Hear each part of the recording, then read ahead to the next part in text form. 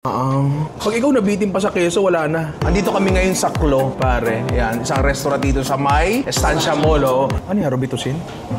Honey po. Honey. Ang luto ng taas, basa yung ilalim. Burger na nagsuswimming sa keso. Ipapahid mo yan, Dayan. Pag ikaw nabitin pa sa keso, wala na.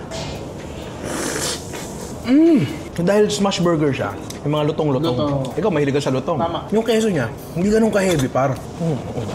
Ang sarap. Ang sarap, di ba? Tapos pre, may mga iba-iba pa silang pagkain dyan. Tara mo, may halimaw na baboy dyan. Dami kung ano-ano dyan. Hoy, halimaw na baboy, hindi ako.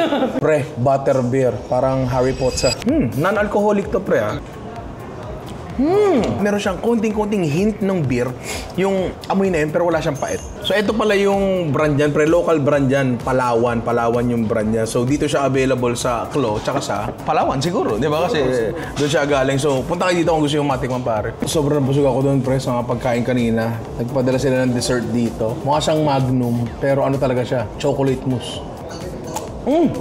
Dark yung tsokolate, para at least 70% ata ito. Freeze-dried strawberry sa taas. May something sa ilalim. Parang ano to? Palaman ng pandikoko. Ano to? Pero masarap siya. Pero hindi pa tapos dyan, pare. Meron pa tayo dito. Uy, matcha tiramisu with sakura pearls, pare. The perfect bite, pare. Napakasarap nito. Ang sarap na lahat. Punta kayo dito, pare. Ibang klase.